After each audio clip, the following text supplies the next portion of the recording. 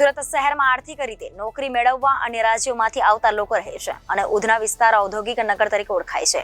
અહીં લૂંટ, ચોરી, મારામારી, છેડતી, ઘરફોડ સહિતના ગુનાઓમાં વધારો થઈ રહ્યો છે.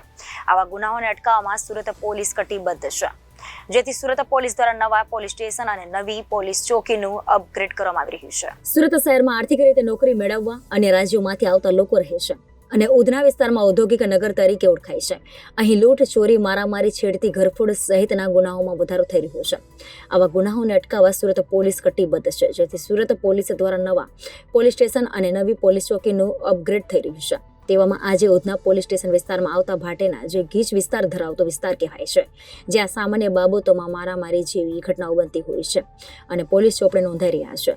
આવી અનેક બાબતોને ધ્યાનમાં રાખીને ભાટેના વિસ્તારમાં નવી પોલીસ ચોકીનું નવનિર્માણ કરવામાં આવ્યું છે. આ નવીન થયેલી પોલીસ ચોકીનું incharge police commissioner Wabang Jamir સાહેબના હસ્તે ઉધના પોલીસ સ્ટેશનની નવી ભાટેના પોલીસ ચોકીનું ઉદ્ઘાટન કરાયું હતું. આજે માર્ચ 14, 2024માં આ વિસ્તારના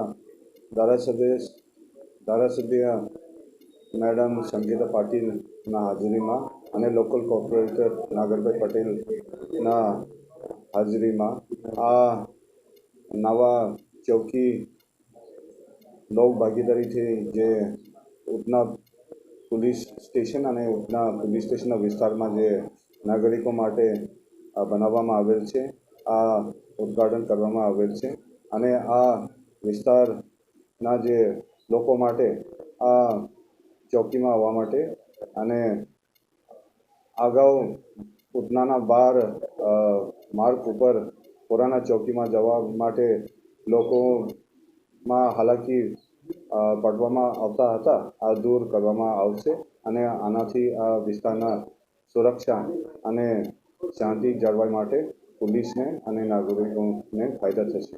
જય હિન્દ, જય ભારત. Reporter Hitesh Prajapati, Janadesh news, Surat.